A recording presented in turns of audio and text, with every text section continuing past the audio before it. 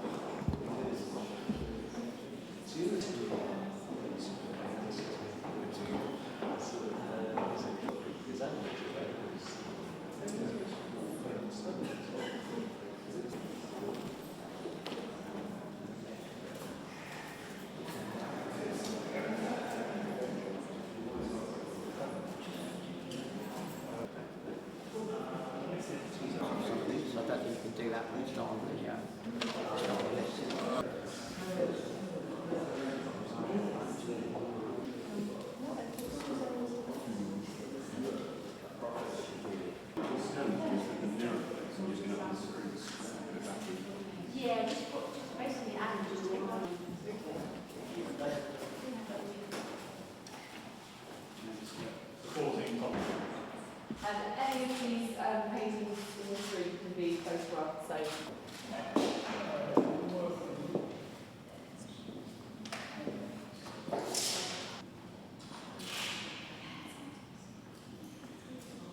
Blake's politics are very difficult to define. He was living through very tumultuous times. Over on the continent, there was revolution in France. The authorities in Britain were becoming increasingly scared that social unrest would break out here and that the political situation really wasn't very stable.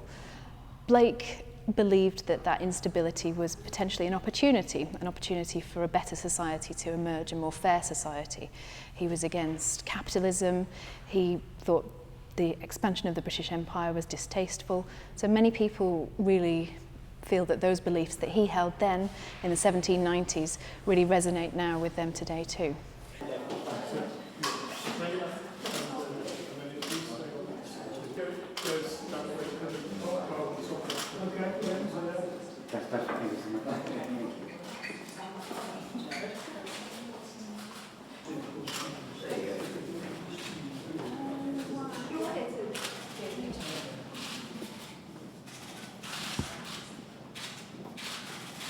Within the Bible, he also found a lot of imagery there to inspire him.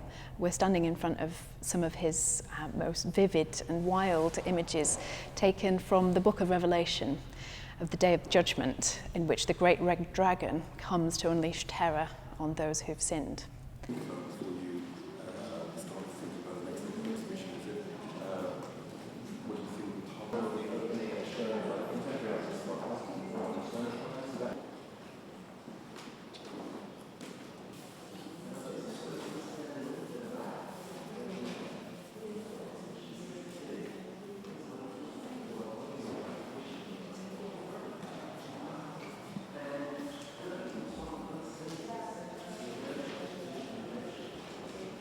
Blake was thinking about the contrast between America and Europe at that time. Europe he saw as being very much tied down and tethered to an old order that was unfair, that was too entrenched in centuries-old ways, whereas America was a land of new opportunity.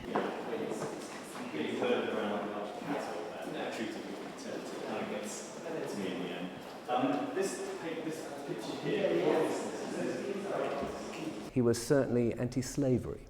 So but in a broader sense, he believed in a kind of liberation of the mind, as well as a liberation of people's material lives.